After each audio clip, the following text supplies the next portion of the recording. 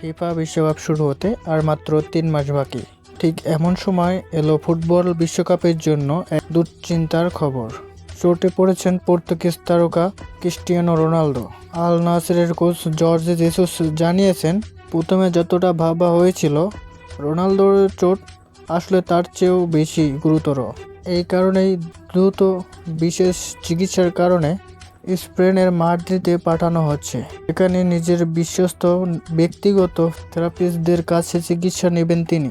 এদিকে বয়স ৪১ হলেও মাঠে দুর্দান্ত ফর্মে রয়েছেন রোনালদো। চলতি মৌসুমে আল নাসেরের হয়ে সৌদি প্রো লিগে ২২ ম্যাচে করেছে ২১ গোল।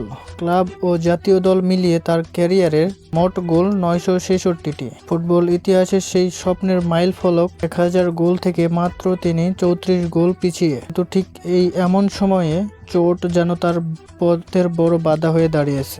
এই ইনজুরির কারণে নিয়মের বিপক্ষে আল নাসেরের হয়ে দেখা যাবে না রোনালদোকে। তবে আল নাসেরের কোচ জর্জ জেসুস করছে মাদ্রিদের বিশেষ চিকিৎসার পর খুব দ্রুতই সুস্থ হয়ে মাঠে ফিরবেন এই পর্তুগিজ কিংবদন্তি। কারণ সামনে শুধু ক্লাবের গুরুত্বপূর্ণ ম্যাচই না, অপেক্ষা করছে তার ক্যারিয়ারের ষষ্ঠ বিশ্বকাপ।